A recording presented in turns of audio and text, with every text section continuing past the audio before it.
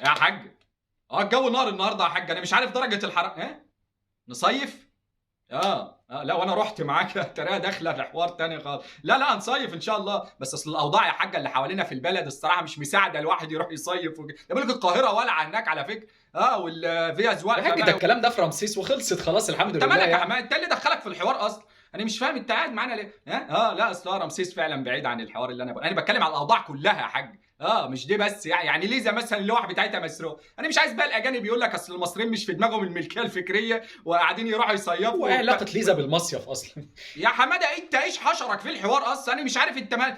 استغفر الله العظيم يا رب. لا انا هقول لك الحقيقه يا حاج، انا هقول لك الصراحه بقى، يعني انا العرض بتاع الثلاث ليالي ب 1000 جنيه دي ما عدتش لاقيه. انا كنت بعمل العرض دي وانا فاكر ان انا كده في شرم الشيخ يعني. ما عدتش لاقي ال 1000 جنيه دي، ما بقتش بتجيب شمسيه على البحر اصلا. انا مش عارف ايه اللي حصل.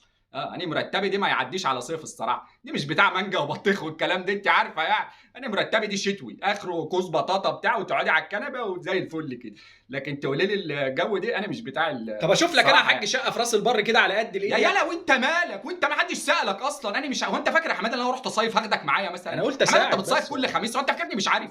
ده انت كل خميس داخل عليا بمشبك. انا مش عارف اقول لك ايه. ده العربيه مليانه كيره راس البر وانا ما رحتش ولا مره. انت متخيل انت؟ انا مش عارف ايه البواخه اللي انت فيها، لازق معانا في الحوار وخلاص. ماشي يا حاج هنتصرف ان شاء الله.